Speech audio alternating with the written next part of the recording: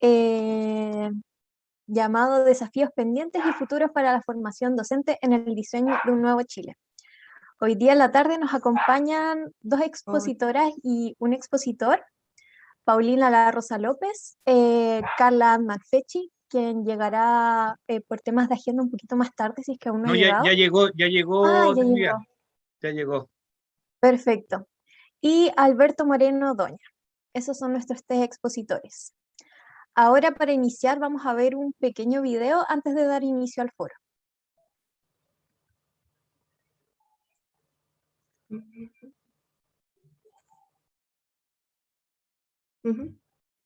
Sí, el video.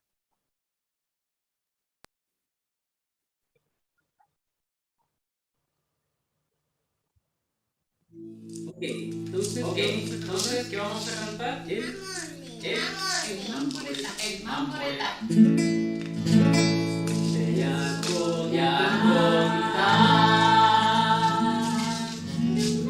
de un mamboreta que pasó confiado por la puerta del hormiguero. Ya dijo y de la patita hasta la entrada lo llevó. Qué susto se dio el mamboreta, preocupado tira de la patita, pero en la otra punta hay tantas hormigas que vienen su ayuda a la voluntad. Con la panamí el mamboreta, preocupado tira de la patita, pero en la otra punta hay tantas hormigas que vienen su ayuda. Con el cururú, con la panamí, el mamboreta. Hola, mi nombre es Angélica Gómez, bailarina del Ballet Folclórico de la Universidad Austral de Chile. Soy patagona, de una localidad que se llama Puerto Cisne, que queda al norte de la región de Aysén. En esta zona, el chamamé es uno de los bailes más típicos. Es una danza en pareja y está presente en todas festividades, ya sean matrimonios, cumpleaños, bautizo y por supuesto las fiestas costumbristas. Este baile lo aprendemos desde que somos muy pequeños. Yo lo aprendí cuando tenía 6 años con mi papá en una de estas fiestas costumbristas. Y lo rico de esta danza es que la melodía, la forma en la que se baila y el ritmo la hace una danza muy atractiva y muy alegre. Así que espero les guste.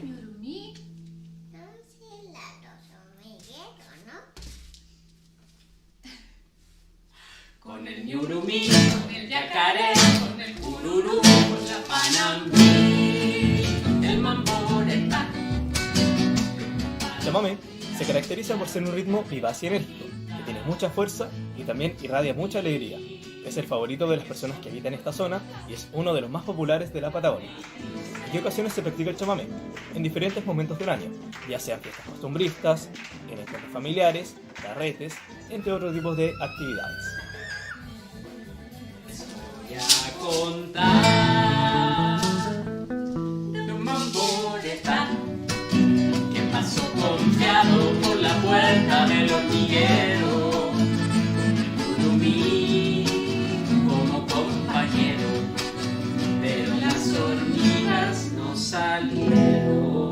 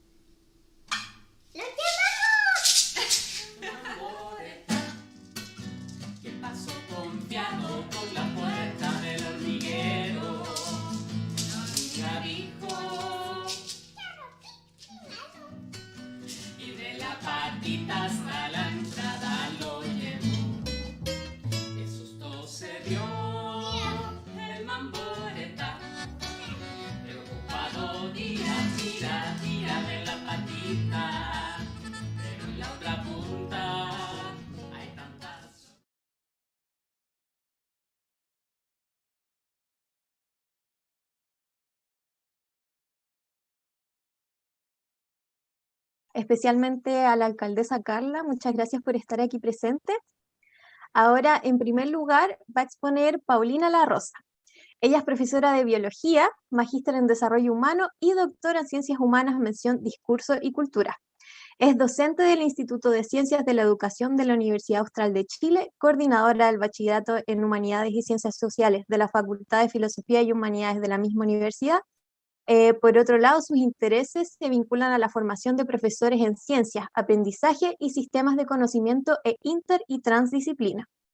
Posee experiencia en gestión, coordinando el programa de formación de profesores en enseñanza media en la Universidad Austral, las prácticas pedagógicas y el proceso de elaboración de estándares para la formación inicial docente. En su trayectoria, ella se ha vinculado a la comunidad a través de proyectos educativos que indagan las dinámicas de aprendizaje en torno a la relación de los animales humanos con los animales no humanos en los contextos escolares y sus consideraciones éticas para con ellos. Ahora bien, la profesora Paulina va a presentar y tiene 10 minutos para contarnos. Muchas gracias. Muchas gracias, Trinidad. Hola a todas, a todos y a todas. Un gusto poder encontrarme con todos ustedes en este espacio de conversación, de diálogo, de encuentro. Sobre todo reencontrarme con Alberto, que no lo veía hace bastante tiempo. Un abrazo, y también con nuestra alcaldesa, ¿cierto? Que estamos muy contentas de que pueda acompañarnos en este espacio también y poder generar un diálogo en relación a la formación inicial. Una primera pregunta que se nos invitó a poder desplegar en este espacio de conversación tiene que ver con cómo, o qué me evoca más bien el título de esta ponencia, o de este foro, o de este encuentro, ¿cierto? Y me gustaría partir mi intervención con una frase de Amanda Labarca, profesora chilena, defensora de los derechos de las mujeres y comprometida con la transformación social, donde ella nos dice que anhelamos el advenimiento de un mundo de menores crueldades, perversiones, injusticias y tragedias. Tal nos parece la meta de la humanidad, tal el sentido de la cultura, tal el sentido de la educación, porque esta ha de ser aprendizaje y preparación para la vida. Si tengo que pensar en algo que me evoca este foro y su título, Desafíos presentes y futuros para la formación docente en el diseño del nuevo Chile, pienso en los desafíos actuales que la formación inicial de profesores debiese tener desde una mirada crítica, y podría dividirlo en dos grandes maneras de ser abordados. Primero, desde las lógicas académicas, que siguen un modelo que busca la homogenización, asociados a estándares de calidad y criterio que orientan aspectos formativos, curriculares y de inserción al sistema educativo y su progresión, sistema que sigue transitando en un modelo curricular monocultural, pero también tendría que darle una nueva mirada, desde lógicas como hoy día nos invitaba Estela Quintana esta mañana a pensarlo desde las lógicas del sentido, que revelan la experiencia transversalizada por la teoría, que nos permiten leer los contextos, las realidades y los territorios. Pero no solo leerlos, sino que también sentirnos comprometidos y comprometidas y parte de ellos para transformarlos. Yo podría llamarle algo así como pertinencia. Creo que la pertinencia no solo abre la posibilidad de comprometer la educación y la formación de profesoras y profesores como oportuna para los cambios y transformaciones actuales, sino que también nos permite comprometernos con un proyecto común y colectivo del cual nos sentimos parte. Yo, siendo estudiante o profesora en formación, si creo que la educación se impone, entiendo esa lógica como una lógica de la opresión. El saber aprender y transitar bajo lógicas de opresión no es buena para ningún sistema educativo. Por lo tanto, yo siento que como estudiantes debiésemos transitar, o como profesores en formación, hacia una lógica del sentido, tal como nos invitaba Estela Quintana esta mañana. Si la entendemos bajo una lógica de la violencia, aprenderé bajo lógicas del miedo. Como dice nuestro gran compañero, que no sé si hoy día nos acompaña y que he tenido la oportunidad de conocer a nuestro compañero Dámaso, la educación no debiese doler. Y si nos duele todavía, debiésemos preguntarnos por qué nos duele, ¿Y por qué sigue doliendo? Son preguntas que podríamos dejar para esta discusión. Pienso en las grandes transformaciones experimentadas a partir del estallido social y la pandemia nos permiten mirar nuestra realidad territorial, cultural y educativa con un prisma esperanzador. Esperanzador en los cambios de una sociedad que se organiza para crear una nueva constitución, que alberga a la educación como un derecho esencial, con perspectiva ética, sensible y diversa, la cual sin duda irriga e irrigará la formación de los profesores y profesoras, creando un escenario que nos va a permitir soñar y diseñar una formación comprometida.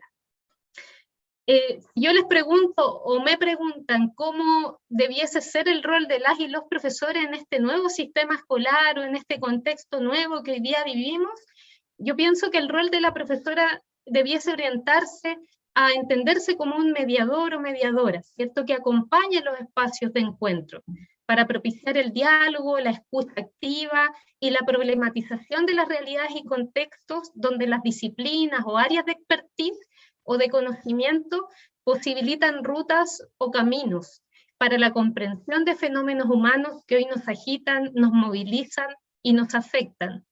Muchos de ellos podrían ser la pobreza, el dolor, la enfermedad, las injusticias, las carencias de todo tipo. Un rol docente que promueva el buen vivir para sí mismo y para con los otros, y que permita construir una mirada empática hacia los otros seres, sean estos humanos y no humanos. La ética del cuidado debiese ser un eje transversal y el buen vivir debiera preocuparse de aquello. Históricamente el tema del cuidado se ha relevado a las mujeres y ha sido un tema histórico, ¿cierto? El cuidado, la educación, el hablar de tías y tíos en el contexto escolar. Donovan, que es una autora feminista, presenta la emoción como un factor importante para la relación que nos permite entender al otro. Ella va a definir la ética del cuidado como aquella que recupera la emoción y es una ética humilde y no de arrogancia académica. Se trata, en sus palabras, ella lo trata como un amor atento, una ética que se caracteriza por el cuidado, por la actitud respetuosa hacia todos los sujetos y sus experiencias y tránsitos. Para mí, el rol docente también debiera preocuparse de tensionar el núcleo pedagógico, el cual refiere al currículum escolar, que despliega el contexto y lo excluye de la relación pedagógica, centrando generalmente los contenidos como eje primordial y sobre el cual también estamos formando a las y los futuros docentes. Yo creo que no significa excluir en esto a las disciplinas, sino que entenderlas como la ruta o camino que nos va a permitir leer los contextos. Pero es importante aprender esas realidades, por eso transitar sobre una formación que educa en el aprendizaje de maneras de problematizar la realidad o de la observación de esa realidad y su interpretación y cómo me observo yo como profesora o profesor en formación de esa realidad es muy importante. Eso como una primera aproximación para los desafíos que yo observo, este disueño, ¿cierto?, de pensar una educación distinta, de diseñarla, pero también de proyectarla como este presente y este futuro que se nos aproxima. Muchas gracias. Muchas gracias, Paulina. Gracias por tus palabras y por una reflexión tan aterrizada y que evoca tantas imágenes que para todos pueden ser muy cotidianas. Así que agradecida.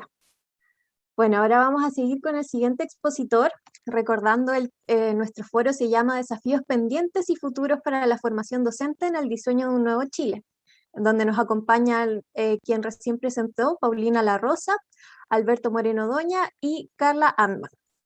Ahora vamos con Alberto Moreno Doña. Él trabaja en la Universidad de Valparaíso en la Escuela de Educación Parvularia. Forma parte del claustro del doctorado en estudios interdisciplinarios sobre pensamiento, cultura y sociedad de la misma universidad. Además, es editor jefe de la revista Infancia, Educación y Aprendizaje. Por otro lado, sus áreas de interés científico, académico y profesional giran en torno a 3 grandes temáticas. En primer lugar, decolonialidad y educación crítica. En segundo lugar, educación infantil y complejidad. Y en tercer lugar, educación física escolar. Él es profesor de educación física por la Universidad de Valencia y además es magíster en estudios latinoamericanos, mención filosofía por la Universidad de La Serena y doctor en educación por la Universidad de Granada. Vamos contigo, Alberto, cuentas con 10 minutos al igual que Paulina. Muchas gracias, Trinidad. Muy buenas tardes a todas, a todos, a todes. Para algunas personas ya pueden imaginar que para mí es un verdadero placer volver a casa, volver a la Universidad Austral, donde compartí algún tiempo y donde tuve la suerte y la posibilidad de construir tremendos amigos. Es un placer para mí reencontrarme con ellos y especialmente con Marcelo, con Paulina, quien me antecedió, y bueno, y también un placer conocer a Carla. Así que muchísimas gracias y felicitaciones a los organizadores del Congreso por tremendo evento y por la calidad de transmisión técnica que ha tenido y que está teniendo el mismo. Así que de verdad, muchas felicitaciones. Ahora empiezan los 10 minutos, voy a compartir, si les parece, una pequeña presentación, que ahora no sé dónde la tengo. Un momentito.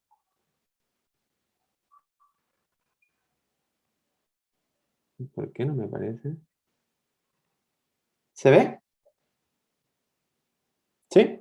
Ya. Bueno, efectivamente, como decía Paulina, a nosotros se nos pidió que pudiéramos dar cuenta en breves 10 minutos de qué es lo que nos evoca el título de este panel, ¿cierto?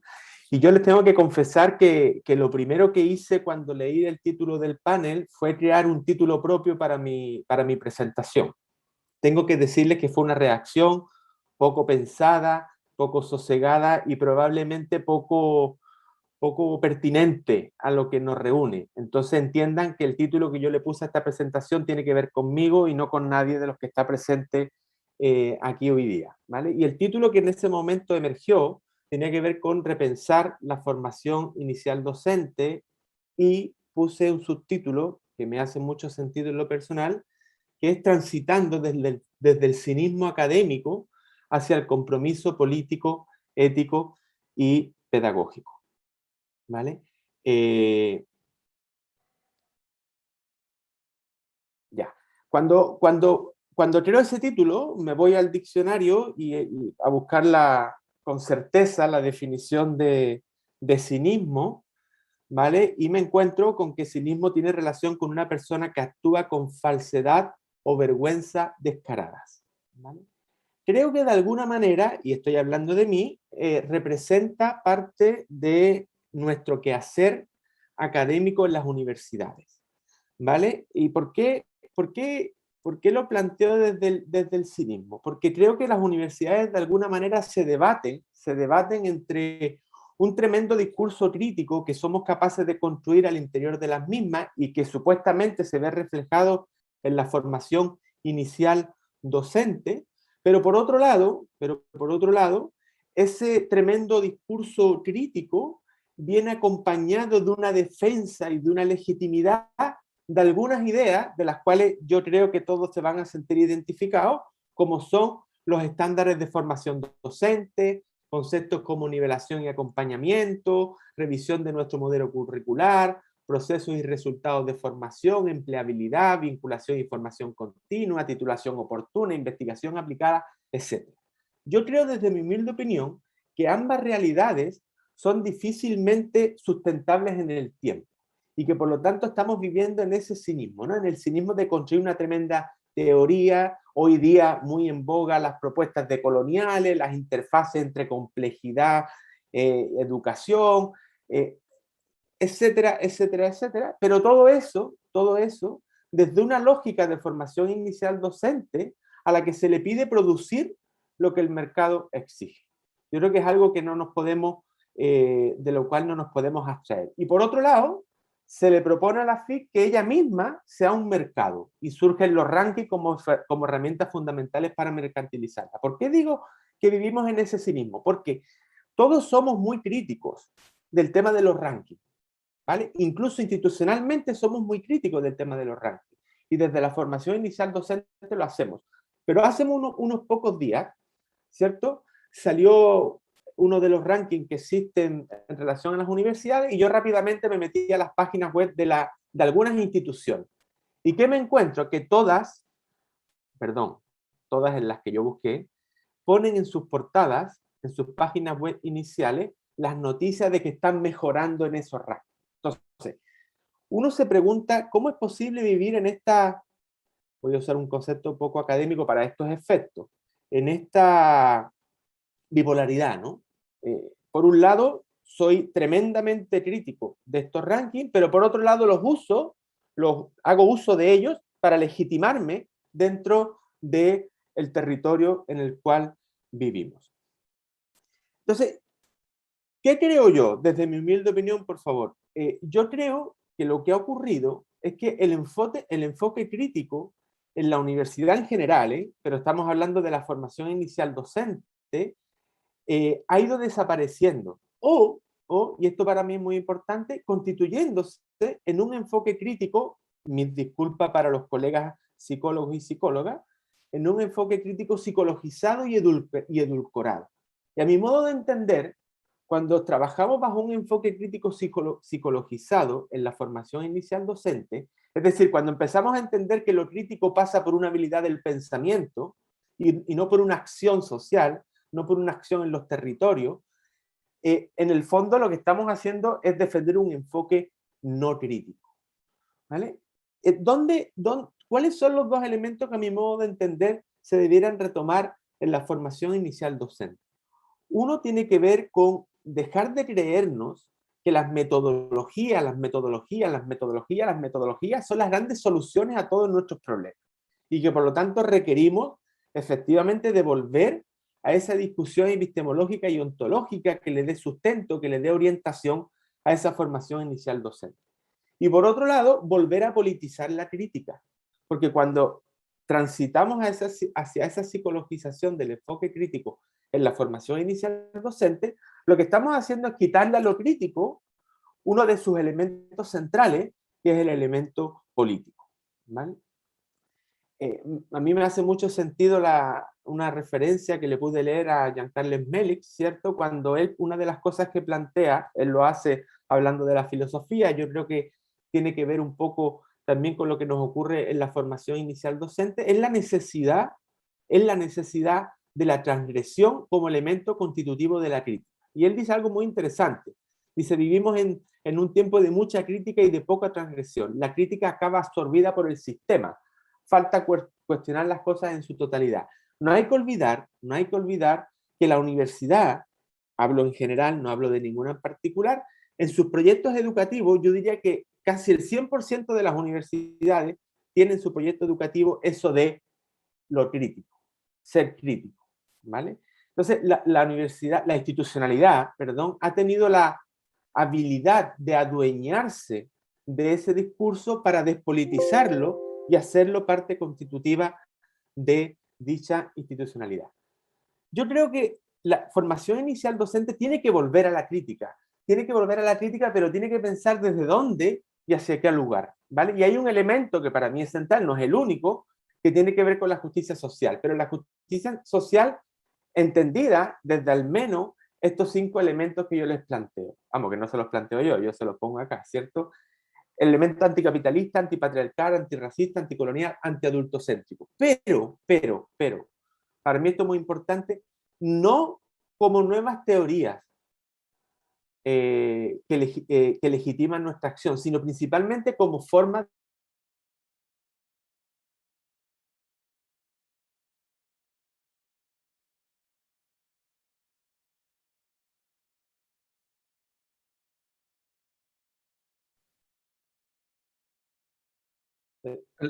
Alberto, te pegaste.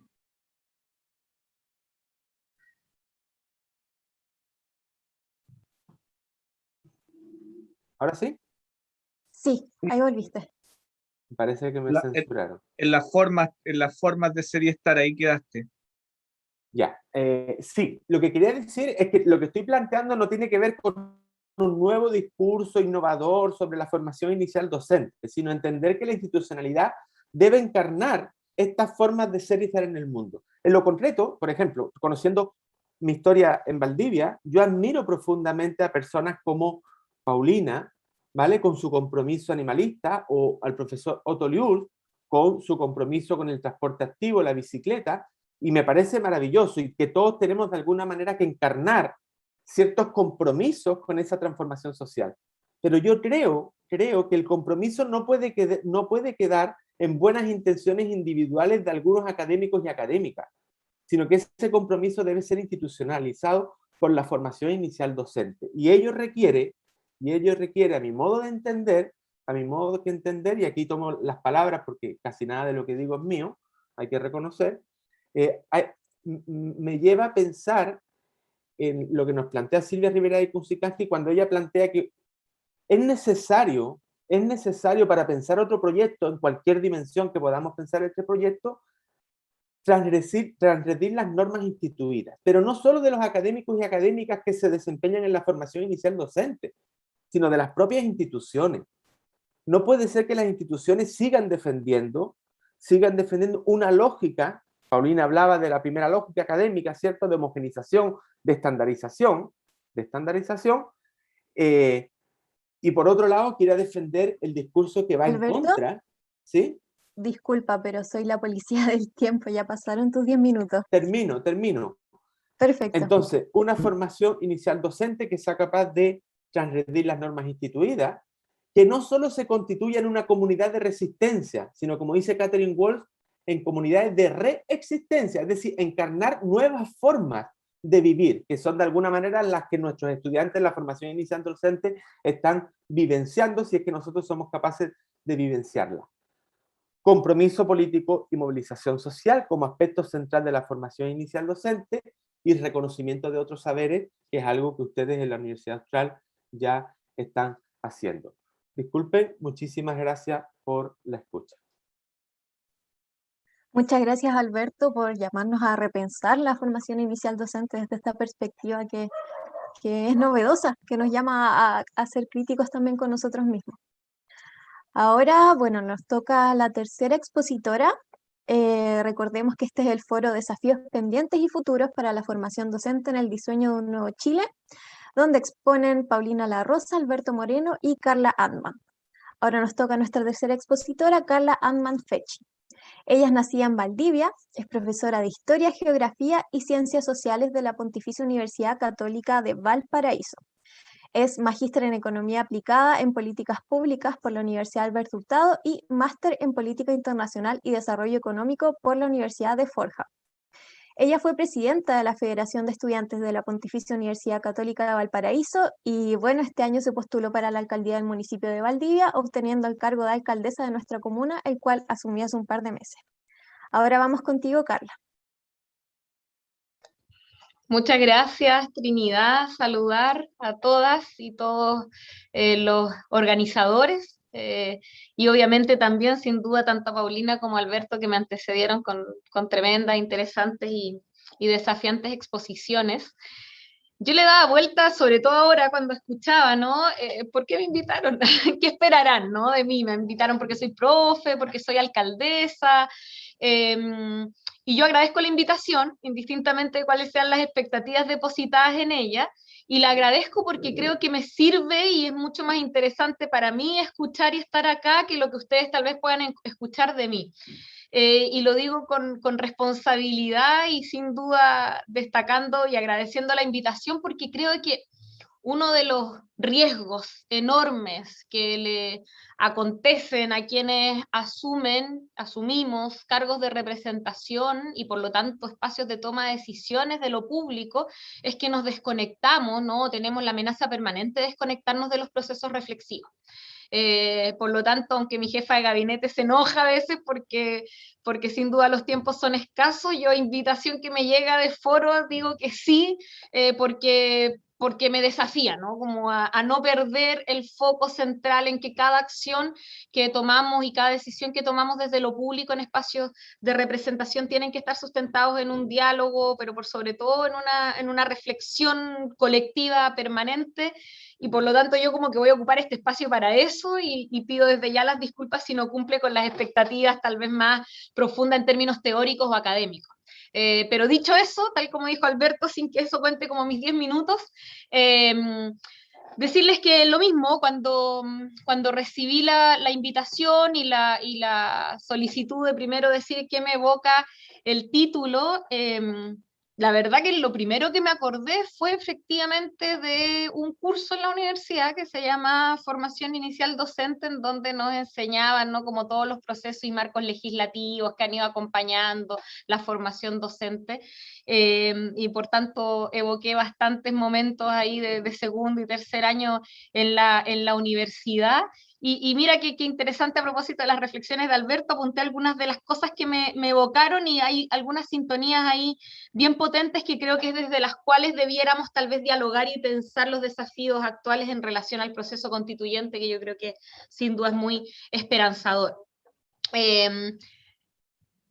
Por lo menos mi experiencia, y creo que la de la mayoría en los procesos de formación inicial docente, es que son una eterna contradicción entre los elementos y aspectos teóricos, ¿no?, que nos invitan, tal como se decía acá, a una profundización crítica, ¿no?, y de un pensamiento autónomo, a la realidad concreta en la cual uno se encuentra en los procesos institucionalizados. Y ese proceso permanente de contradicción yo creo que explica también mucho del acontecer cotidiano que vivimos los docentes cuando hacemos clases en aula o cuando derechamente resolvemos y decidimos irnos de los espacios de aula. Creo de que esa tensión se da por un lado entre generar mecanismos de instrucción, ¿no?, de enseñanza, versus procesos creativos en donde uno renuncia, ¿no?, al poder de la verdad de alguien más formado frente a personas que no tienen, comillas, conocimiento, desde la obediencia y la adaptación a la autonomía y el pensamiento. Aquí yo lo había anotado así, me gustó el concepto, como habías dicho, Alberto, transgresivo, creo, transgresor. Yo tenía pensamiento transformador. Comparto la crítica al concepto de la crítica, que muchas veces no nos lleva necesariamente a ninguna acción, y lo difícil de aceptar en el sistema actual es que el pensamiento transforme. La resistencia no es a la crítica, la resistencia que sea en el sistema de la institucionalidad es a la transformación, y yo creo que ahí está una de las enormes responsabilidades que tenemos. Y adicionalmente creo que una cuestión que choca y que se contradice permanente en la formación inicial docente con después la realidad es la lógica de la homogeneidad, de la instalación de lo nacional versus la diversidad y lo plurinacional. Bien sabemos, las escuelas, además, en el surgimiento del Estado moderno, fueron utilizadas para crear la idea de una sola identidad nacional y construir Estados. O sea, eran como una herramienta más, ¿no?, en la construcción del Estado, como podían ser las herramientas militares, ¿no?, de control territorial, y las herramientas culturales de control identitario, y ahí las escuelas tuvieron y siguen teniendo un rol fundamental. Yo diría que esos dos elementos, la homogenización y el concepto de lo nacional, tal vez van a haber otros, pero a mí me surge que esos van a ser los elementos más cuestionados con la nueva Constitución, porque no es coherente, ¿no?, como esta contradicción entre lo que se te forma, por lo menos a mí en mi formación inicial docente hace más de 12 años atrás, sin duda que se me hablaba, ¿no?, de la diversidad de métodos de aprendizaje, de enseñanza, culturales, identitarios, territoriales, pero llega a una realidad concreta, con un tipo de currículum, con una institucional educacional, y esa contradicción termina derivando en que tú accionas un modelo educativo homogéneo, en donde lo nacional cumple un rol fundamental a nivel identitario. Yo creo que ahí, y por lo menos a mí esto me entrega hartas reflexiones ahora como en el rol que desde el municipio podemos contribuir, yo creo que eso se debiera terminar cuestionando profundamente en el proceso constituyente, porque creo yo, que no cabe casi ninguna duda, ojalá toco madera, que vamos a tener un Estado plurinacional y que vamos a tener un Estado más descentralizado.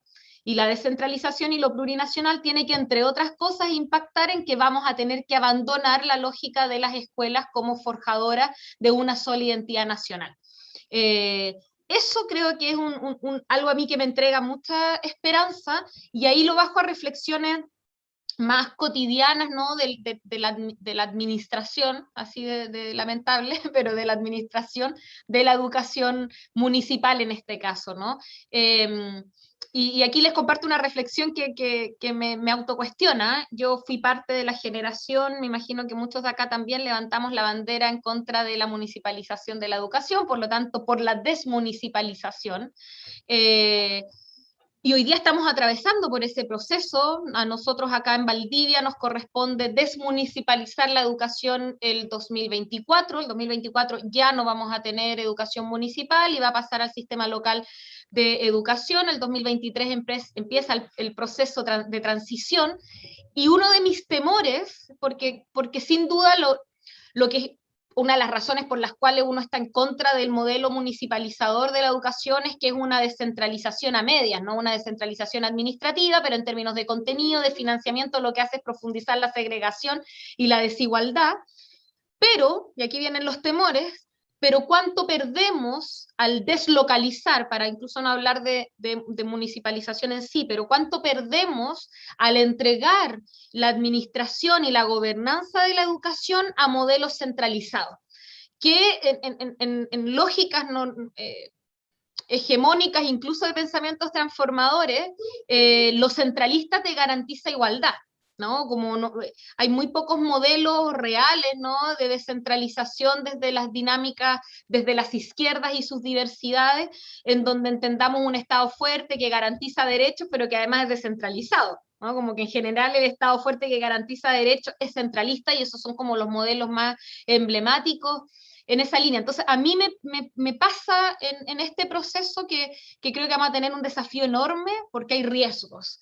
Creo de que tenemos que avanzar sin duda a tensionar a la existencia de una formación inicial docente que ponga como sello la diversidad y lo plurinacional, que por lo tanto logre, ¿no? Romper con esta contradicción permanente en la medida en que además nuestro Estado se refunda con estos nuevos principios, pero mi duda ahí permanente es cómo eso se condice con procesos que ya están andando. Y creo yo que los municipios, en la medida en que logremos ser gobiernos locales y no administraciones, eventualmente podrían ser espacios que garanticen mayor diversidad que el Estado central. Y ahí creo que hay una vuelta de tuercas que darle a propósito de los procesos que ya están en marcha y que no sé cuánta coherencia van a tener con lo que incluso a nosotros esas demandas nos evocaron hace años atrás y lo que hoy día el proceso constituyente va a avanzar. Vuelvo a insistir en que en realidad vine aquí más que todo a aprender, a escuchar y a soltar un poquito ahí las reflexiones que a veces pasan de reunión en mi día a día, pero vuelvo como a poner este énfasis. Creo que la descentralización, la pertinencia territorial, la lógica plurinacional versus lo nacional es clave y tengo temores a propósito de lo que se nos viene en relación a la desmunicipalización de la educación y una dinámica que a veces no logra resolver cómo garantizamos derechos sin centralizar. Y creo que esta nueva constitución y todo lo que derive de ello, incluyendo la formación inicial docente, va a tener que resolver esa contradicción que no creo yo que incluso teórica y prácticamente no hemos logrado todavía dimensionar.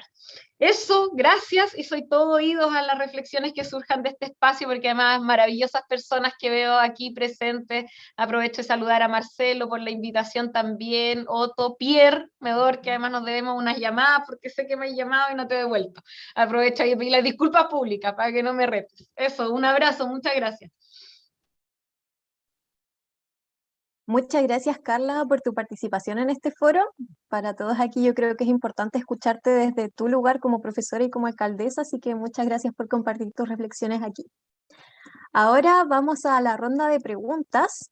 Aquí cada expositor va a tener 3 minutos para responder a las preguntas, así que vayan formulando sus dudas.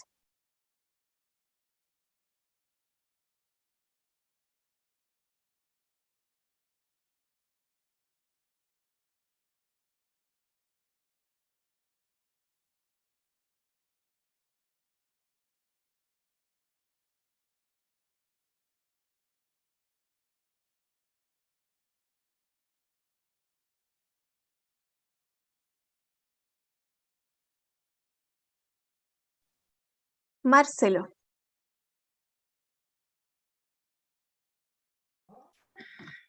Yo levanté la mano para incentivar a que otros hagan preguntas, solo por eso. No, no. Eh, como que siempre cuesta que alguien del inicio. No, la verdad es que quería decir algo y preguntar, ¿no? Particularmente a Carla. Eh, Primero, creo que es súper eh, valioso y para mí en particular, que hice el contacto contigo, que hayas aceptado estar en esta instancia, porque a veces ocurre lo contrario de lo que tú cuentas, ¿no? Que alguien que está en un cargo como el que estás tú ahora, rehuye un poquito de estos espacios, ¿no? Y empieza efectivamente como a desconectarse un poquito de esto, de lo que estamos pensando en la universidad y dónde está finalmente la toma de decisiones políticas o de acciones, ¿no? Y en ese sentido para nosotros eh, el cambio de alcaldía, ¿no es cierto?, también nos abre nuevas oportunidades y nuevas posibilidades. Entonces, en ese sentido, agradecerte a nombre del comité organizador, y disculpen que me tome la palabra por eso, que hayas aceptado estar aquí ahora en este foro, y es muy valioso para nosotros ver hacia dónde también van las orientaciones de este nuevo proceso alcaldicio. Y preguntarte precisamente en esa lógica, eh, porque yo no, al menos no sé si no me he enterado por la prensa, como se dice, ¿no es cierto?, en esta lógica de algunos municipios de constituirse en municipios constituyentes, ¿no? En esta lógica de las escuelas, ¿no es cierto?, convertirse en grandes foros, ¿no es cierto?, donde podamos, que los niños, las niñas, nuestros jóvenes puedan conversar, y también las comunidades.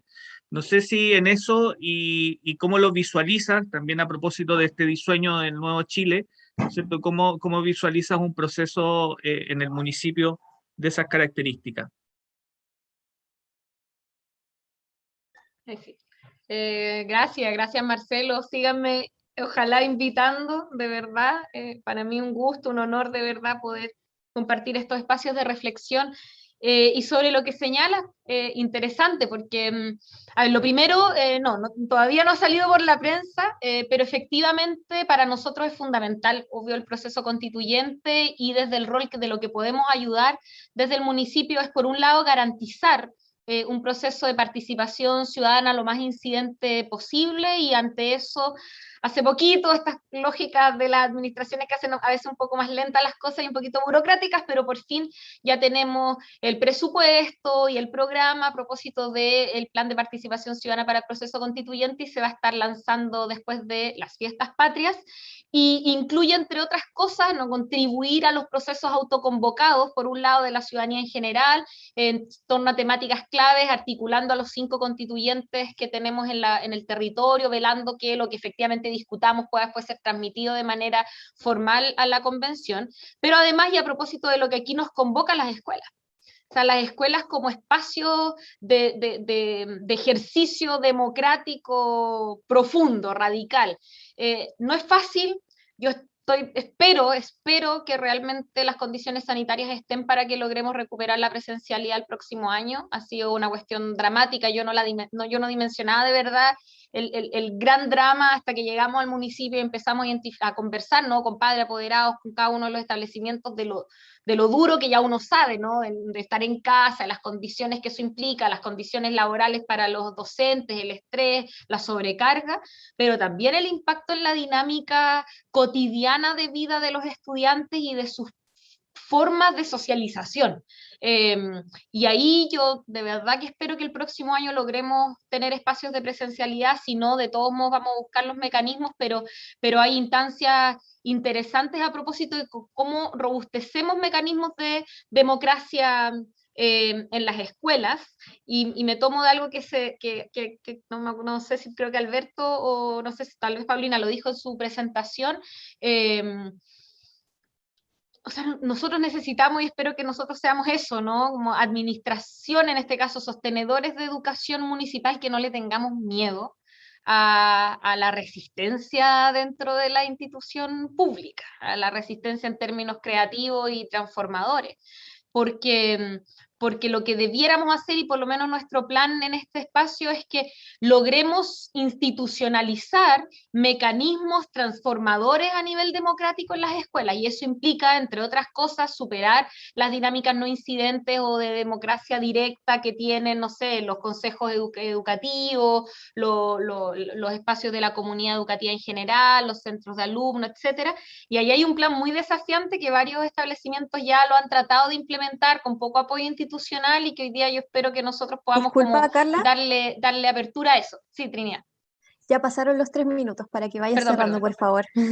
Ahí nomás, de ahí profundizamos. Muchas gracias.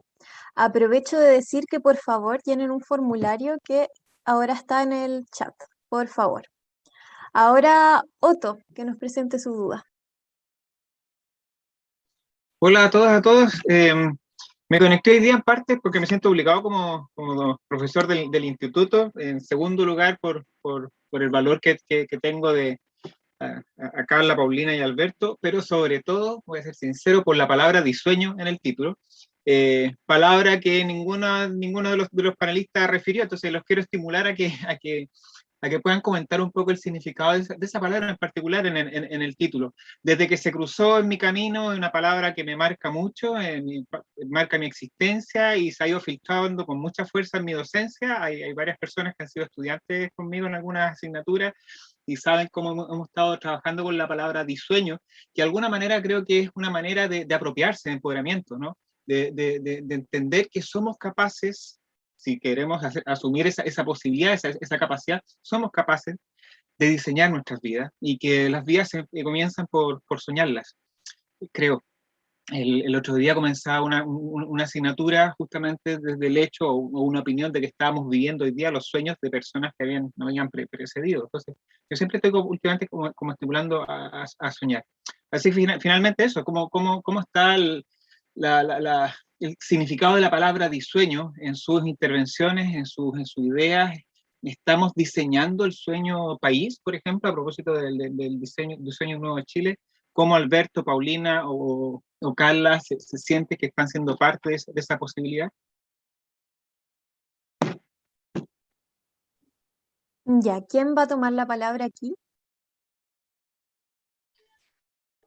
Alberto, ¿parto? Como Bueno, tú quieras, gracias. Respondiendo un poco a la pregunta, Otto, si bien no fue tal vez explícito el cómo consideramos la palabra disueño dentro de nuestro relato, yo más bien quise desarrollar un relato en función de aquello que sueño y de cómo imagino una educación que para mí, cierto, en función de las preguntas que también nos evocaba este encuentro, es por donde debiese transitar la formación de profesores hoy día.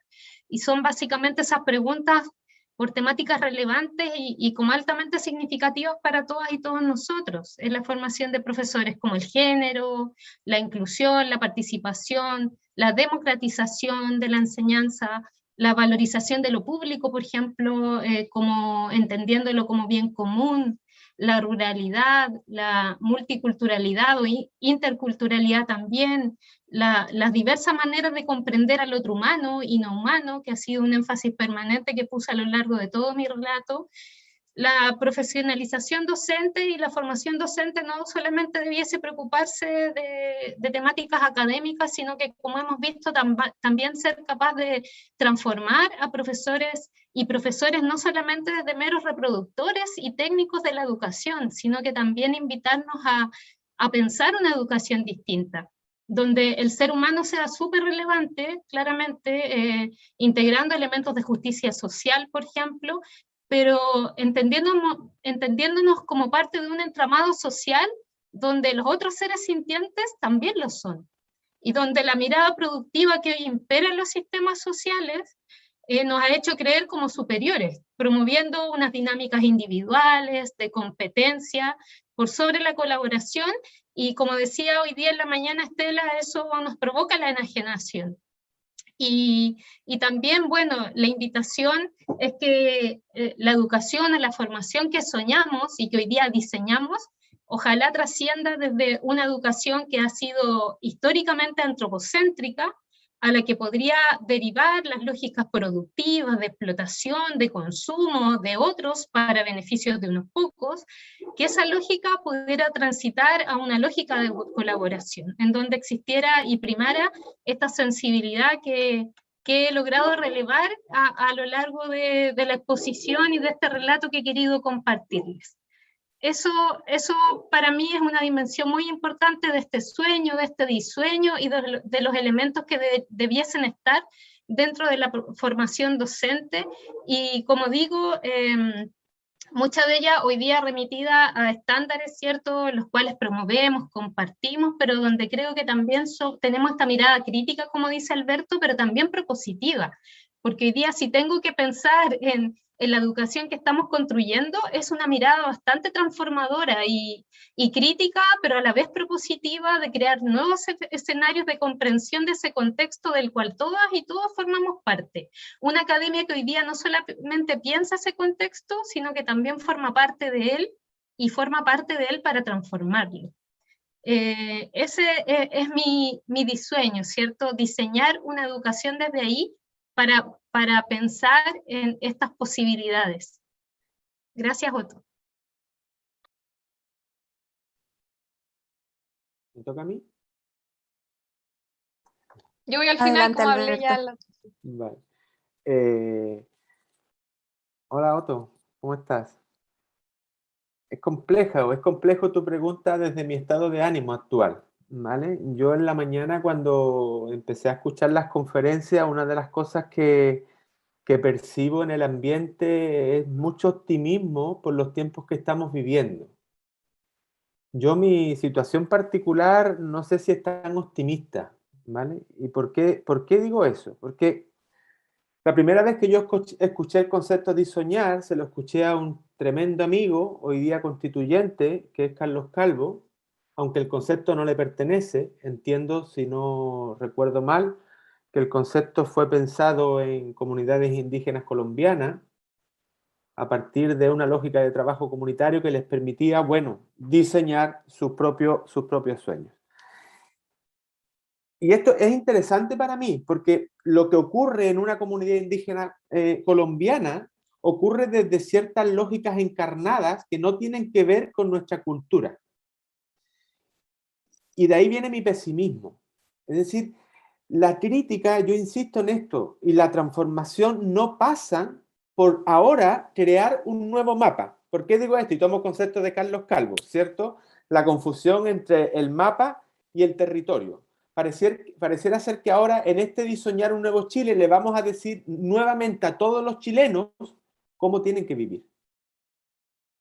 Y lo que hay de fondo, y ahí me voy a centrar en el ámbito escolar específicamente, es un tremendo miedo y un tremendo pavor a soltar el control. Es decir, un tremendo pánico a la autonomía de las comunidades educativas. Y ese pánico está desde el ministerio a las municipalidades. Carla, en la de Valdivia probablemente no, pero en las otras casi en todas. Un tremendo miedo de las municipalidades, un tremendo miedo de nosotros los docentes por asumir que hasta el momento, creo que esto es una certeza, que probablemente sea mentira, pero una certeza que yo mantengo, que es que el aprendizaje no se puede predecir, no se puede controlar. Nadie sabe dónde y cuándo ni cómo aprenden los niños. Ni la neurociencia como la nueva disciplina que nos va a solucionar todos los problemas educativos hoy día. Es decir, asumir que el aprendizaje es incontrolable nos invita a soltar el control. Entonces, no es una resistencia porque sí a los estándares, es porque no funcionan los estándares. No funcionan, porque las comunidades son las que tienen que diseñar su propio proceso educativo. No el ministerio lo hará en un nivel macro, no las municipalidades, no nosotros, las propias comunidades. Pero eso significa permitirle a las comunidades que diseñen. Y no están ni las condiciones materiales, ni las condiciones culturales, ni, lo voy a poner en términos más, ni las condiciones emocionales para permitir que el otro sea capaz de decidir. Entonces yo más que disueño, Otto, lo que Disculpa, tengo son Alberto. miedos. Sí, para que vaya cerrando, ya pasaron los 3 minutos. esto parece un concurso, decir algo muy complejo en poco tiempo. Entonces, me desconcentré. Mi miedo, más que disueño, mi miedo hoy día, Otto, es que la constituyente se convierta en la definición de un nuevo mapa para todos nosotros, los chilenos y chilenas. Y que ahora funcionemos, estemos obligados a funcionar con otros estándares que pueden ser mucho más democráticos, mucho más participativos, mucho más inclusivos, pero que no nos pertenezcan. ¿Vale? Cierro con esto, Trinidad. Yo tengo la suerte, aquí voy a ser muy autorreferente, he tenido la suerte de participar en los 2 procesos de estándares que fueron rechazados, educación parvularia y educación física. Y yo no creo en los estándares, ¿Y por qué participé? Porque dije, bueno, ya que lo van a hacer otra gente, mejor lo hago yo porque yo sé más que mis colegas. Entonces, y esto es una confesión que estoy haciendo. Lo que no hay que hacer es seguir en esa lógica. Entonces, eso forma parte de mi disueño, en encarnar en mi propia comunidad otras formas de hacer. Yo no tengo claro cuáles son otros, pero creo que en el propio vivir, de adentrarse en esa incertidumbre de que el aprendizaje no es controlable, se pueden construir otras formas. Disculpen que me haya cedido. Muchas gracias, Alberto. Ahora, leyendo aquí los comentarios del chat Iba a desde responder YouTube. yo lo del disueño también, me Sí, faltó. responde, disculpa.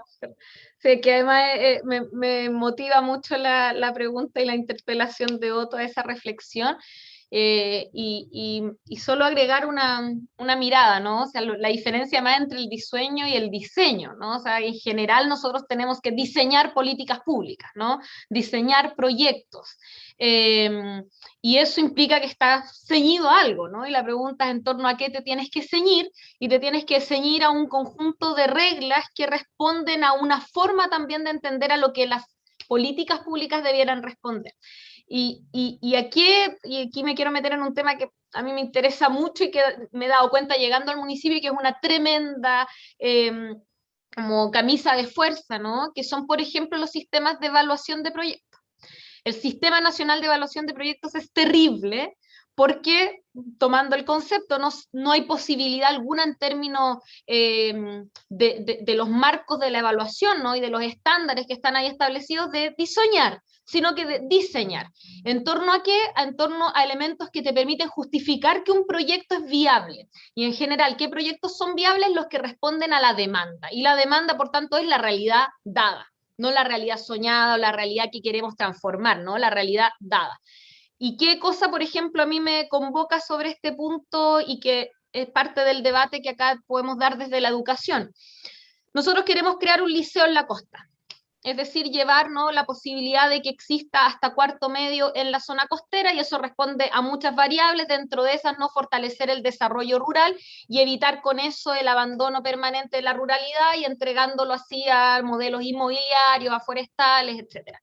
Bueno, ¿cuál es el problema? Que cuando uno evalúa la posibilidad o la viabilidad de crear un liceo en algún territorio, o incluso cosas más básicas, ampliar a séptimo y octavo básico en Bonifacio o en Los Pellines, que hoy día tienen hasta sexto básico Los Pellines, y con mucha tensión y pelea hasta séptimo básico en Bonifacio, es que no hay tan las cantidades de estudiantes que lo justifiquen. No tenemos, ¿no?, la demanda en donde tenemos que ceñirnos para diseñar el proyecto específico que yo necesito, que al final del día nos lo aprueben para financiarlo.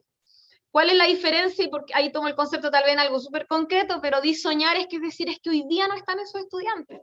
Pero si ponemos un liceo, si abrimos séptimo y octavo, en 2 años sí van a estar. Entonces hoy día no es medible, ¿ya? Pero el sueño lo justifica, ¿no? Bueno, ese modelo es el que hay que cambiar. Eso.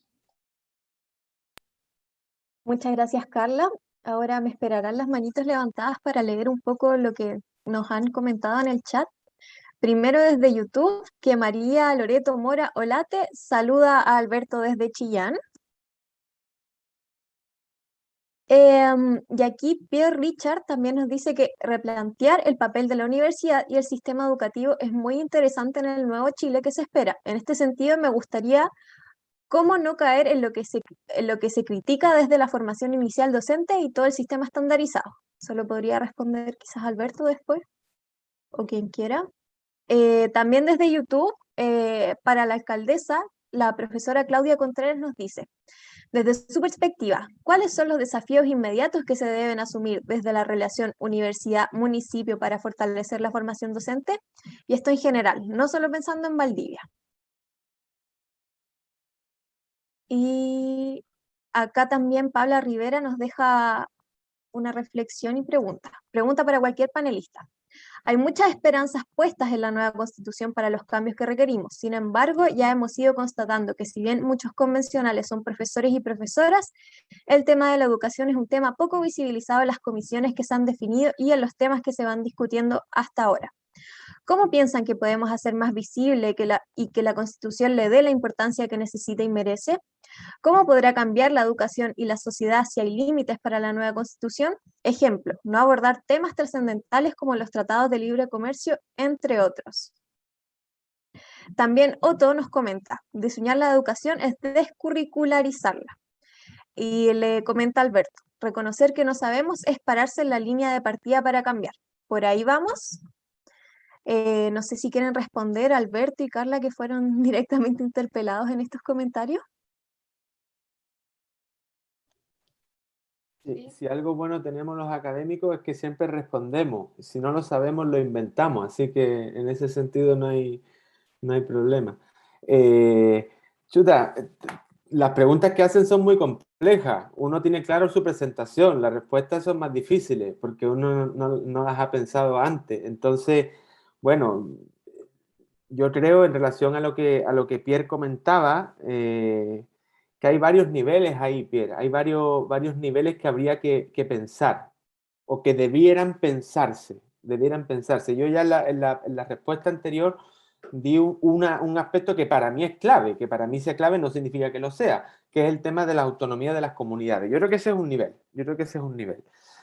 Pero, y que debiera estar recogido en la política pública. Yo diría que ese es el nivel macro, pero hay otro nivel, que es el que nos corresponde a nosotros en las universidades y a la formación inicial docente, y es asumir, esto no es una idea mía, se la leí en algún momento a Boaventura de Sousa Santos, es recobrar lo que la universidad perdió, y lo que la universidad perdió es que separó el proyecto epistemológico del proyecto político. Entonces nosotros en la formación inicial docente tenemos proyecto epistemológico. Lo que no tenemos es proyecto político. ¿Vale? No tenemos proyecto político. Y si lo tenemos es una cosa así como muy suavita, como ahora que nos dicen desde la acreditación que hay que hacer investigación aplicada, andamos todos locos buscando problemas de investigación en las comunidades educativas que nunca nos interesaron. ¿Por qué no nos interesaron? Porque no había proyecto político. Pero ahora nos interesa porque nos dicen que es importante hacer investigación aplicada. Entonces andamos todos locos buscando. Yo diría que ese es un segundo nivel, que es el tema de las universidades y de la formación inicial docente. Y el último es el de los propios docentes, profesores y profesoras, que debemos, digo debemos porque los profesores en los diferentes niveles del sistema educativo estamos presentes, debemos arriesgarnos a construir otras experiencias. Por eso yo retomaba el concepto de Silvia Rivera de Kuczynski de transgresión de las normas instituidas, porque somos demasiado pasivos los profesores en la universidad. Sí somos buenos para salir a las marchas en las ciudades, pero marchar adentro es más complejo, Entonces, ese miedo del que se hablaba en la mañana también nos cruza transversalmente a nosotros. Entonces, en el nivel micro yo creo que debemos arriesgarnos a construir otra experiencia, desde otros principios, desde otras lógicas. Eso podría decir yo para comenzar. Respondí la que más o menos sé para ausentarme de la que no tengo claridad, que es la de Paula Rivera, porque es demasiado compleja para mí. Muchas gracias, Alberto. A mí la pregunta específica que me hacen sobre la relación universidad-municipio, más allá de las particularidades de Valdivia, Qué bueno la pregunta, sobre todo porque estamos en un espacio fundamentalmente universitario. A ver, yo diría que hay como respuesta en dos niveles, ¿no? A veces son como en cosas súper como básicas, elementales, y por lo tanto yo diría que no nos debieran quitar mucho el sueño, ¿no? Que son como los espacios de transferencia permanente, de capacitación, competencias, etcétera. Está bien. Es necesario, necesitamos robustecer los convenios con las universidades, abrirnos las aulas para que efectivamente también los estudiantes en la formación inicial docente puedan compartir en estos espacios territoriales municipales, etcétera. Pero a mí me surge, y es una voluntad y una necesidad que tenemos desde por lo menos de este municipio, me gustaría que fuese algo que lográsemos no instalar, independiente de cómo quede el sistema administrativo de la educación, en un modelo de gobernanza distinto. Nosotros, por ejemplo, tenemos la construcción de los PADEM, ¿no? Que son como el Plan Anual de Educación Municipal. Lo hemos discutido con quienes dirigen la Escuela de Humanidad, de Educación de las universidades. No. ¿Saben los decanos, los directores de escuelas donde están formando a futuros profesores cuál es el PADEM 2021 y cuál es el que estamos diseñando 2022? Me imagino que no, y si es que alguien lo sabe, probablemente tal vez como un interés académico que intervención. Yo creo que hay que crear un modelo de gobernanza distinto, en donde todas las universidades que están formando a futuros profesores tienen que involucrarse con una dinámica de injerencia, con participación ciudadana comunitaria, con reflexión desde los espacios educacionales de base, a la elaboración de nuestros planes. A veces estos instrumentos son, yo creo que los instrumentos, si uno quiere aprovecharlos para transformar, funcionan. Nosotros tenemos ordenanzas que no cambian nada, pero podríamos tener ordenanzas transformadoras. Tenemos el plan comunal, el plan regulador, que puede mantener las cosas como están o puede efectivamente transformar el territorio. Y los planes, en este caso el PADEM, efectivamente puede ser algo que nos ayude a trazar prioridades, ¿no? Yo ponía el ejemplo del aumento de matrícula en las zonas rurales, que tal vez suena como algo súper administrativo, pero finalmente detrás de eso hay una concepción de educación descentralizada, intercultural, con sello rural, desde las diversidades territoriales, con un enfoque en un modelo productivo distinto, en donde pongamos en el centro la sostenibilidad territorial, la soberanía alimentaria, etcétera. Bueno, entre otras cosas, eso requiere que tengamos escuelas hasta cuarto medio en las zonas rurales. Y entre otras cosas, eso se define en el PADEM, porque en el PADEM resolvemos qué escuelas se cierran y cuáles no. De ahí tenemos que buscar el financiamiento, pero ahí se discute. Y a mí me gustaría que la universidad discuta con nosotros eso, porque me gustaría saber qué opinan sus decanos y sus directores de escuela y sus estudiantes, y por tanto futuros docentes, si están de acuerdo que cerremos la escuela de Santo Domingo, porque la vamos a cerrar, porque solo hay 2 estudiantes que ahora salen de sexto básico. ¿Están de acuerdo o no? Esas preguntas a veces, ¿no? Que, insisto, tal vez son netamente administrativas, pero al final del día construyen territorio. Diría eso, un modelo de gobernanza distinto en donde en conjunto diseñemos la estrategia educacional. Ni siquiera voy a tirar el tejo tan pasado, ¿no? Estratégica a largo plazo, anual, en el PADEM, que lo trabajemos en conjunto. Eso, Trinidad. Muchas gracias, Carla. Les recuerdo a los asistentes que llenen por favor el formulario que Alexander acaba de compartir en el chat. Y ahora toma la palabra Paulo. Muchas gracias, no sé si se escucha. ¿Sí? Sí, sí, te escucha. Gracias, Trinidad, gracias a todas y todos, la verdad, un lujo estar en esta conversación, en esta escucha. Porque además de la interesante conversación uno logra efectivamente soñar, uno logra proyectarse, pero es inevitable. Yo por lo menos mi intervención, mi pregunta es más bien atemporal, porque la pandemia ha referido, nos ha mostrado una serie de inequidades, no es que las creó, estaban ahí.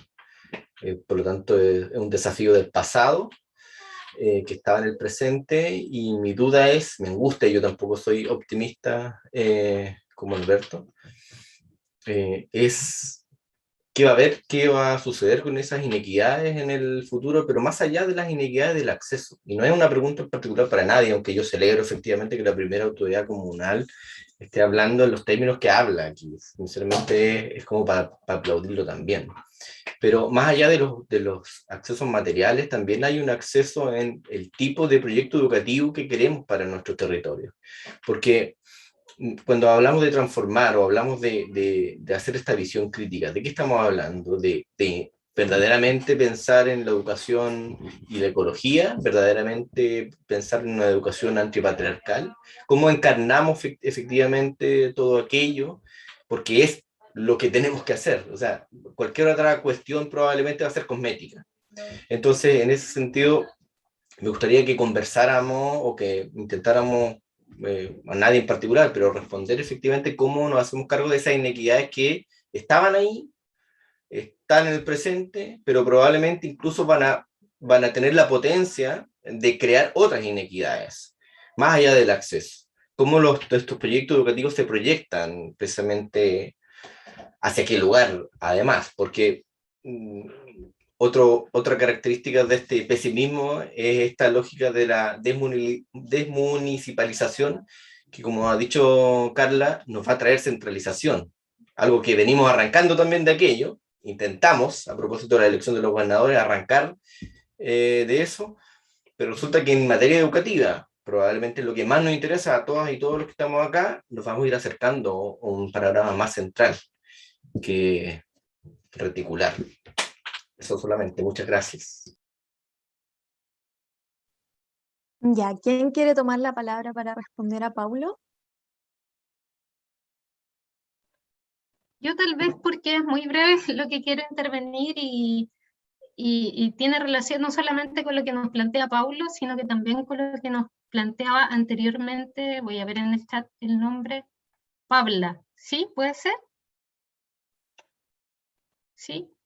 Con respecto a cómo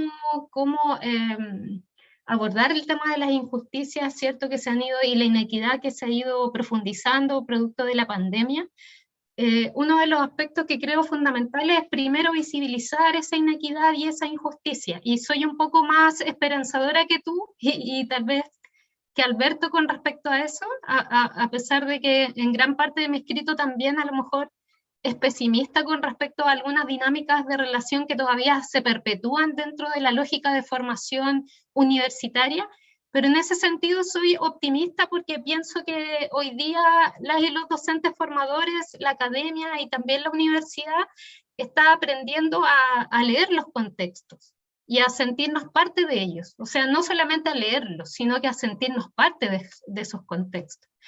Y a sentirnos, el hacernos sentirnos parte de ellos de manera respetuosa y no extractivista, que es algo que se ha reclamado históricamente a la academia, ¿cierto? Y yo creo que hoy día, al no solo leernos, sino que al sentirnos parte de ellos, estamos promoviendo esta lógica respetuosa y estamos comprendiendo que también no podemos hablar desde una pedagogía que no es sensible, como lo decía anteriormente, sino siendo parte de proyectos ciudadanos y comunitarios que nos van a movilizar y que movilizan la educación hoy día. Entonces yo creo que estamos invitados a crear y a transformar, pero sintiéndonos parte de ese proyecto común. Y creo que la formación de profesores hoy día se hace esas preguntas por temáticas relevantes y como altamente significativas, no solo para la academia y para la formación de profesores, sino que también que tienen relevancia social y cultural, como lo que mencionaba anteriormente, el género, la inclusión, la participación, la ruralidad, lo multi e intercultural. Entonces creo que una de las maneras es saber conectarnos con esa realidad, sintiéndonos parte de ella, no observándola desde afuera, sino que también comprometiéndonos con un proyecto comunitario. Y creo que de eso vamos a aprender mucho también mañana con una gran referente chilena que tenemos, ¿cierto? Que admiro profundamente, que es Donatila Ferrada, que tiene proyectos hermosos a lo largo de nuestro territorio que han logrado conectar a la comunidad con la escuela y con la formación de profesores. Hoy día no podemos entender la escuela sin esa conexión, sin entender que también podemos aprender de otros saberes, de otros aprendizajes situados, de personas que hoy día construyen dinámicas de relación distintas a las que a lo mejor construimos en la academia. Y esa disonancia es la que hoy día siento que se perpetúa en nuestras lógicas de formación. Eso, Paulo, a lo mejor complejicé un poquito en términos de las relaciones que establecí, ¿cierto?, con otras temáticas, pero creo que una de las vías es primariamente la visibilización para poder formarnos de manera consciente y comprometida con este territorio y con un proyecto ciudadano común. Muchas gracias, Paulina. Ahora no sé si alguien más quiere hablar, Alberto. Bueno, algo relativamente simple, que tiene que ver con hacer una pregunta a partir de lo que comenta Paulo, ¿no? No hacer una pregunta a él, sino hacérmela yo mismo.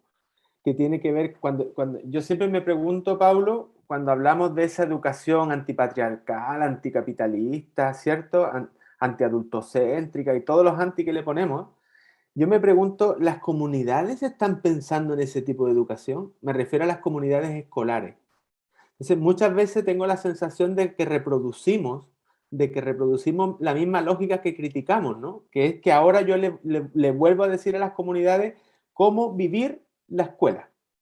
Entonces, a mí me apasiona el libro que se presentó anteriormente, porque ese libro es un espacio para escuchar realmente, para conversar realmente con los profesores o profesoras, más allá de lo que puedan decir.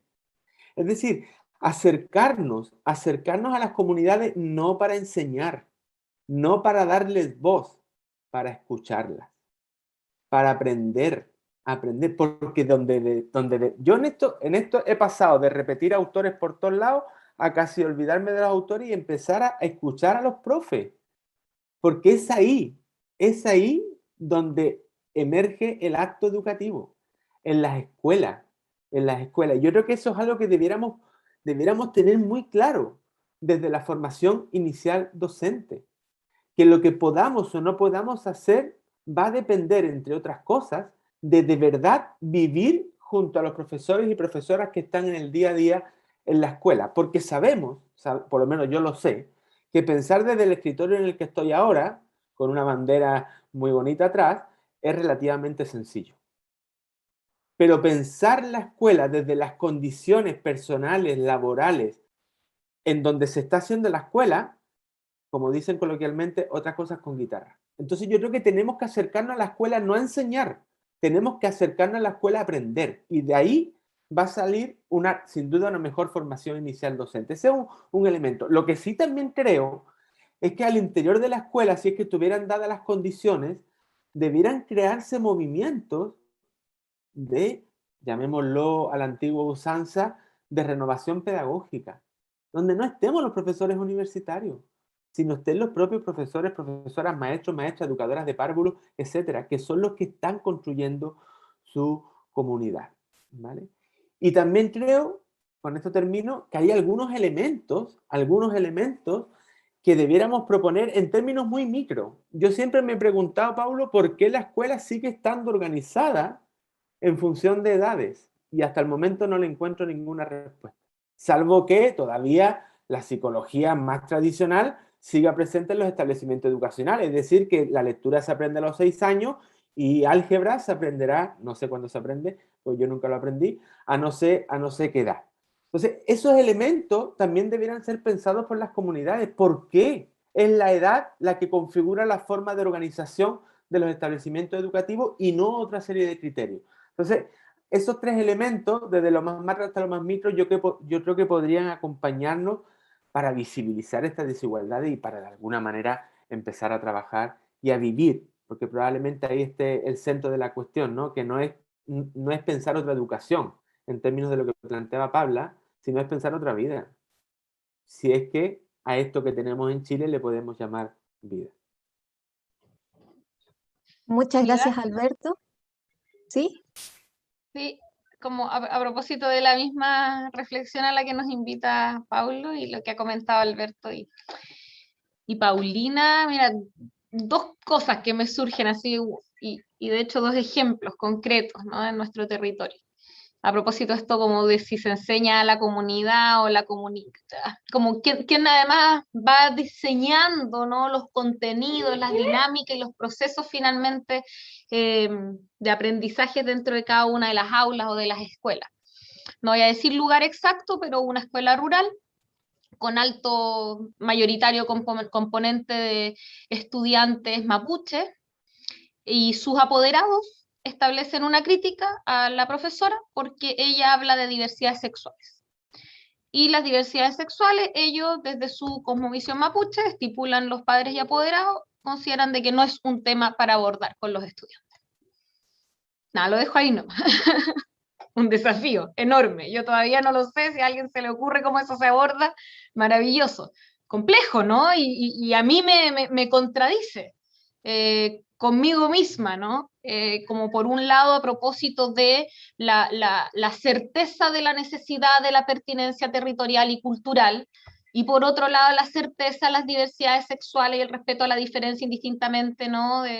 Como valor y derecho superior a cualquier cosa. ¿Cómo dialogan la profesora ante la defensa su derecho, ¿no? Y su autonomía en el aula, de expresar algo que además está estipulado como un derecho, y el derecho de la comunidad a través de su propia cultura de decir qué cosas le parecen que no están dentro de lo que debe ser educado y enseñado? Ya, un tema ahí interesante, a mí súper desafiante, que me tiene ahí dándole vuelta, buscando lecturas, reflexiones, miradas, ¿no? Hasta ahora obviamente la salida para mí siempre es como la participación y la democracia radical ahí en el territorio, pero es, ¿no? Ahí un problema. Y el segundo eje, este sí es mucho más como pedestre y conocido por todos nosotros y nosotras, quienes hemos sido profe o quienes nos hemos formado como docente, es cuáles son las condiciones materiales para dar esas reflexiones. A mí me pasa de que en visitas a comunidades educativas de distintos establecimientos, en donde, por ejemplo, los principales temas que hemos querido, ¿no?, como conversar son cómo vamos a generar mecanismos de participación democrática el próximo año en el marco del proceso constituyente, y en realidad la mayor cantidad de rato se nos va en que no están los baños habilitados, de que no hay calefacción, y de que finalmente los estudiantes están llegando sin desayuno, que tenemos una brecha enorme a propósito de las dificultades de no haber tenido clases durante este año y medio de manera presencial. Y ahí yo, que soy tal vez del ala de los optimistas, chuta, así como dice, ¿cuánto retrocedimos a propósito de la pandemia? Para tener efectivamente condiciones para hacer estas reflexiones como desafiantes y profundas, cuando el problema concreto es que tenemos estudiantes saliendo de cuarto medio que con especialidad en madera que nunca tocaron una madera en este año y medio, o que no podemos abrir escuelas porque no tenemos los recursos o la ejecución eficiente de los recursos, podría decirse, porque yo creo que recursos hay para solucionar en corto tiempo que tengan calefacción. Eso, dos cosas que me afligen y me contradicen cada día. Muchas gracias, Carla. Ahora le damos la palabra a Ninoska. Hola a todos y todas, muchas gracias por sus reflexiones, han estado súper interesantes y bueno, en todo este rato se me han respondido parte de mis preguntas, pero igual voy a tratar como de redirigirlas o quizás se pueda profundizar en eso. Primero para Alberto y Paulina, para contextualizar solamente, yo soy profesora de educación física y el 2018 entré a estudiar el magíster en la Universidad Austral de Desarrollo Rural. Y wow, igual la primera impresión fue algo como extraño dentro de como el mismo comité o de mis compañeros, porque es extraño que llegue alguna docente o docente a ese espacio y más de educación física.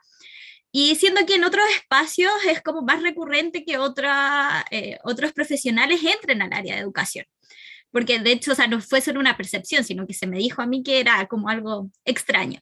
Entonces, en esto de repensar el Chile, los desafíos para la formación inicial docente, me gustaría como que reflexionaran o dieran cuenta quizás de sus proyecciones acerca de cómo desde la universidad, desde nuestra formación, se nos puede empoderar o como ya como docente para poder abrir más espacios y participar en espacios de toma de decisiones sobre educación y sobre otros ámbitos, porque la educación no es algo aislado, sino que va de la mano, como decía Paulina, con un entramado de cosas de otro sistema. Entonces, quizás, ¿qué proyecciones tienen acerca de la participación docente en otros espacios que son relevantes también para la educación y para el país. Por ejemplo, acá nuestra alcaldesa es profesora, la constituyente tiene varios profesores y profesoras, la presidenta de la constituyente es profesora, entonces, ¿cómo proyectan esta participación? Y para Carla, nuestra alcaldesa, bueno, ya me respondió que tienen proyecciones para fortalecer la educación rural, pero me gustaría quizá ahondar en por qué es importante para la municipalidad, porque le he visto mucho énfasis en potenciar la educación rural, y eso como que me llama la atención. Y en esa misma línea, ¿qué tan importante sería que, por ejemplo, no sé, desde la Universidad Austral, la educación rural igual fuese un tema fuerte, dado el territorio en el que se emplaza, donde está rodeada de entornos rurales? Desde la municipalidad se están haciendo esfuerzos por una educación rural potente, entonces como eso que se hablaba de la vinculación con el medio, o que hablabas durante tus intervenciones, salieron muchos casos de escuelas rurales. Entonces, ¿cómo esa vinculación sería aún más potente si se incluyera, o dentro de la formación de las y los profesores, fuertemente lo que es la ruralidad, la interculturalidad y temas en ese ámbito? Y lo otro, para finalizar, sobre el tema que hablabas de la escuela, yo también creo que el tema de la participación y el habla con la comunidad, espacios de diálogo son interesantes, y quizás también se le podría mostrar a la comunidad o a los padres y madres que están como oponiéndose a eso, qué es lo que se les va a enseñar. Quizás no están en contra del contenido, sino que de las formas, y transparentarle quizás qué es lo que se les va a enseñar a sus hijos. Quizás sería como una estrategia que se me ocurrió en este momento, no sé. Creo que es un tema complejo y no sé, muy difícil de abordar. Eso, muchas gracias. Gracias, Ninosca, por tu intervención. Ahora nos responde Carla, y les pido a todos los expositores que seamos breves en función del tiempo. Muchas gracias. Sí, yo voy a responder y despedirme, que tengo un compromiso a las 7, entonces quiero evitar llegar tan atrasada. De nuevo agradecer mucho, mucho el espacio, de verdad que sí, me voy como con muchas reflexiones. Y voy a responder lo de la ruralidad. Sobre lo otro, solo que yo sé que eran preguntas para Paulina y para Alberto, sobre cómo ganar o empoderarse más espacio. Yo solo diría que hay que pelearla. Ayer hablaba con una querida amiga, colega que hoy ejerce en aula, profesora de aula, y que están de hecho en el debate con el PADEM municipal, y me dice, mira, más que los, no voy a decir la palabra, más que los de derecha, ¿no? Como que tenemos una idea distinta de educación, con los que, o sea, los que más me agobian son los que les da lo mismo, y que son la mayoría, a los que les da lo mismo. Yo creo que hay que pelear el empoderamiento, no llega solo, no lo dan las instituciones, hay que batallar. Y sobre la ruralidad, a ver, ¿y por qué la educación rural, no? Es por la ruralidad, y es por la ruralidad, por la sostenibilidad del planeta. O sea, hay una tendencia a la urbanización que es insostenible. Ahí tal vez me pego obviamente el pesimismo, porque si uno mira solo la tendencia ya es una cuestión dramática. Y si bien eso era un sello fundamental de nuestro programa cuando lo elaboramos y que estuvimos en todo el debate para llegar al municipio, hubo un hito que para mí marcó un antes y un después en el ímpetu que le hemos dado en estos 2 meses, que fue un debate que nos invitaron a distintos alcaldes y alcaldesas de América Latina y de Europa. Se llama el Foro de Ciudades, para debatir sobre los desafíos de las ciudades en el siglo XXI. Era una invitación genérica, y yo en un panel me tocó a mí estar, era la única América Latina, y con 3 otros alcaldes de Europa. Y planteaban, mi impresión fue, ¿no?, con mucha liviandez, el hecho de que lo que nos correspondía hacer era adecuarnos a la certeza que en 10 años más iban a ser más del 95% de la población viviendo en zonas urbanas. Y ya, o sea, y como sobre esa base trabajemos, a propósito tal vez del diseño y disueño, trabajemos sobre esa base y preparemos las ciudades, ¿no?, para el aumento poblacional, que es una tendencia de comienzo, era como si el siglo XXI es el siglo de las ciudades, decían. Ya como tuvimos el periodo de la guerra, el siglo de las ciudades. Y eso a mí me chocó mucho, y y ahí entró como esta reflexión de cómo de verdad nos empeñamos a contradecir aquello, ¿no? Y ahí la reflexión en la mirada también de la ruralidad y lo que les señalaba, o sea, yo creo que, o sea, no vamos a tener soberanía alimentaria, no vamos a poder combatir, como decía Paulina, el extractivismo, no vamos a poder tener una vida sostenible en relación a la cantidad de agua disponible, en relación a la disminución de emisión de gases de invernadero y tanto más, no vamos a poder en ningún caso enfrentar el cambio climático si es que seguimos viviendo en esta dinámica. Y ahí reflexiones solamente muy cortitas. La ruralidad, por tanto, abordar la ruralidad no implica, y de hecho no puede ser, querer irse a vivir a zonas rurales con la modalidad de vida urbana. Nos entrevistaron el fin de semana y salió una frase que para mis amigos de Ñuñoa no, era como media fome, pero era como un poco eso, ¿no? Como no puedes pretender mantener las condiciones de vida en Ñuñoa pero con vista al bosque o al mar. No. O sea, si vivimos en la zona rural, se vive como zona rural. ¿Ya? Las parcelas de agrado también están dañando las napas subterráneas y también están dañando la ruralidad. Entonces son las parcelas de agrado, son las inmobiliarias, son las forestales, principales enemigos de un modelo sostenible. Y yo diría que la gran posibilidad que tienen esas amenazas de seguir avanzando es que nosotros despoblamos las zonas rurales, y las despoblamos ¿por qué? Entre otras cosas, porque no tenemos, por ejemplo, acceso a educación hasta cuarto medio, o porque no tenemos una posta, o porque no tenemos acceso a internet, o un conjunto de otras cosas. Y ahí es donde nos entra la urgencia ninosca de cómo aceleramos llegada de derechos y servicios a las zonas rurales para fomentar la vida sostenible en la ruralidad y particularmente la agricultura familiar campesina y obviamente la conservación sobre todo de las napas, del bosque que está vinculado a aquello. Pero ahí la urgencia y ahí también las angustias, porque día a día es una cuestión terrible y termino solo con una imagen. Ayer me tocó ir a Quitaqui, yo ya había ido a Quitaqui un par de veces, no sé si ustedes han tenido la posibilidad de ir. Ahí hay una foto para graficar esto. Una escuela municipal abandonada hace 15 años. Y es una infraestructura con 15 años de abandono. Y ahí está Quitaqui rodeado de 2 forestales, sin tener ningún modelo productivo sustentable propio y con personas que se ven obligadas a venirse a vivir a Valdivia o viajar. O sea, la escuela para mí es un símbolo de fomento al desarrollo territorial, local, y en este caso rural, como preguntabas ahí, Ninosca. Eso diría. Y muchas gracias de nuevo a todos y todas. Muchas gracias, Carla, por tu respuesta y por participar en este foro. Muy agradecidos. Me despido, cariño, y disculpen que no voy a poder escuchar ahí las últimas intervenciones. Gracias por todo, que estén bien. Chao, Carla, muchas gracias. Chao, chao. No sé si Alberto, Paulina, ¿quieren responder? Sí, muy brevemente a la pregunta que nos hace Ninosca, Alberto y a mí, que releva la importancia de la participación ciudadana, ¿cierto? Y de cómo podemos generar también posibilidades de diálogo y de conversación.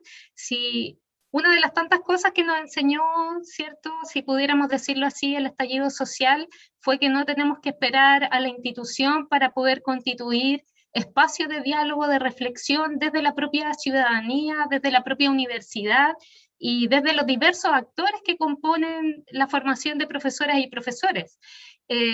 Muchos cabildos ciudadanos, ¿cierto?, constituyeron lo que hoy día son los elementos directrices de la nueva Constitución. Y desde allí yo creo que una instancia de participación muy importante son las que se generan en estas instancias de discusión, de diálogo, y donde seguramente, también aludiendo a lo que Paula en algún momento decía, podemos también invitar a quienes hoy día están formando parte de los procesos constituyentes y quienes tendrán voz, ¿cierto?, y representarán o nos representarán en esta nueva Constitución en relación a diseñar, ¿cierto?, lo que queremos como educación para nuestro país, integrando todos los elementos que hoy día hemos mencionado a lo largo de esta exposición. Creo que por ahí sería la vía. Hemos aprendido a que la conversación es creativa y generativa y no debemos esperar a que nos inviten. También podemos ser nosotras y nosotros quienes podemos generar esos espacios dentro de la academia y fuera de ella.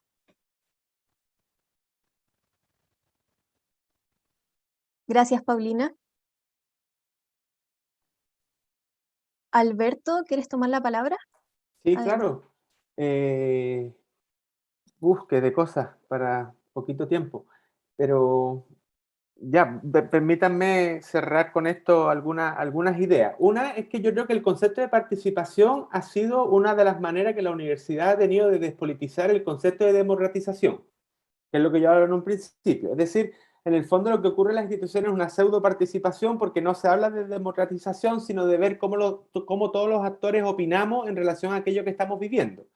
A mí me hace mucho sentido acá entender que cuando hablamos de democratización, no hablamos solo de participación, también hablamos de otros aspectos, entre ellos de desmercantilización.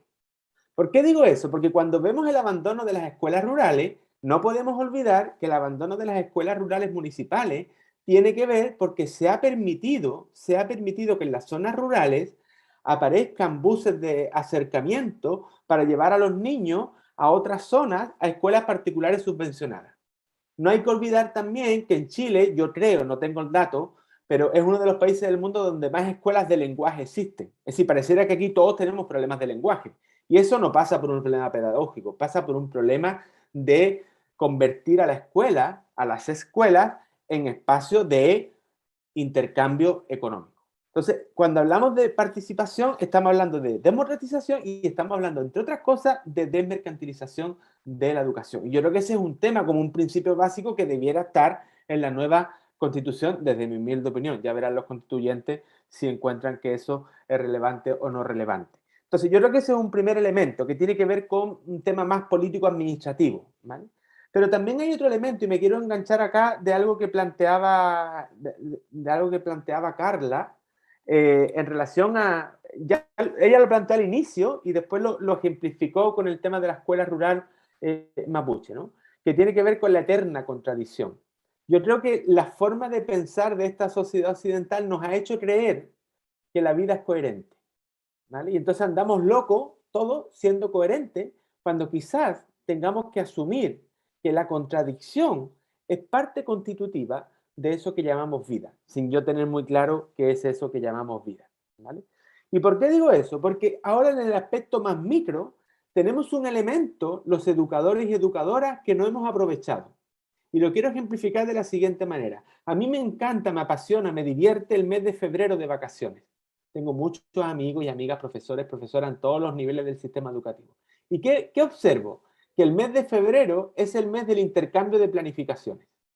Los WhatsApp se convierten en un espacio donde el de que hizo clase en primero y ahora va a ser en segundo, le dice al de segundo que le pase la planificación y entonces las planificaciones se van reproduciendo.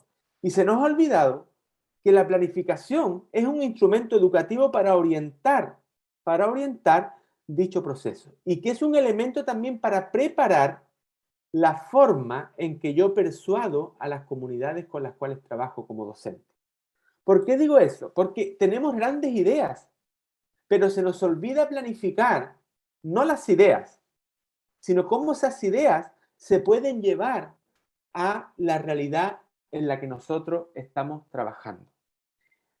Insisto, planteamos grandes proyectos, pero creemos que los grandes proyectos, como nos resultan interesantes a nosotros, les van a resultar interesantes a las comunidades.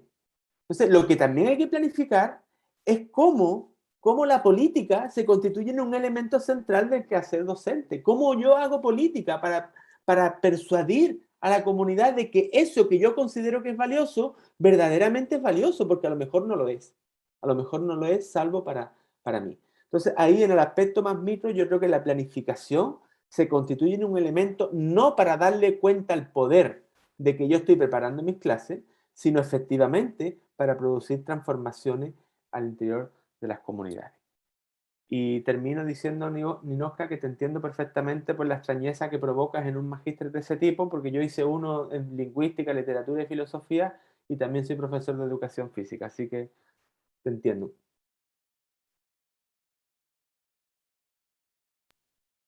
Muchas gracias, Alberto. Bueno, ahora damos por finalizado nuestro foro. Muchas gracias a todos quienes participaron, Trinidad, principalmente a nuestros... ¿Sí? Perdón, tengo un minuto para decir unas palabras finales que había Sí, escrito, son adelante. 3 palabras y no quisiera terminar recordando a un colectivo que tiene mucha significancia para mí, que son educadoras populares argentinas que se llaman Pañuelos en Rebeldía y que tienen mucho que ver con lo que hoy día hemos hablado y que inspiraron un poco el relato permanente que fui compartiendo con ustedes. Seguramente hay muchas pañuelos en rebeldía a lo largo de Chile, de las que inspiran a nuestro territorio y nuestro quehacer pedagógico. Ellas nos invitan permanentemente a la escucha activa, a la reflexión y a la conversación permanente sobre la educación que queremos y que nos lleva a pensar y decidir sobre nuestros sueños. Ser mujer y educadora es luchar por la libertad, por la diversidad y por la autonomía. Es cuestionar el poder instituido y salir del ámbito privado al que quieren confinarnos. Es hablar de deseo y ejercerlo. En definitiva, se trata de ser cuerpos y subjetividades en rebeldía. Eso, muchas gracias. Gracias, Paulina, qué lindo. Ahora sí damos el cierre de este foro. Muchas gracias a todos por asistir, también a nuestras expositoras y expositor, y gracias también a Diego Pérez por hacer la interpretación de lengua de señas, muy importante, y eso, quedan todos y todas invitadísimos para mañana, desde las 9 hay mesas de paralelas de ponencia, quedan todos invitados. Muchas gracias por asistir. Gracias, chao. Chao. Un abrazo muchas grande gracias. para todos. Gracias. Chao, Abrazos. abrazos. Chao, gracias. Chao, gracias. Chau, chau. Chao, Pablo. Chao, Nos vemos Marcelo. mañana. Chao. Chao, Alberto.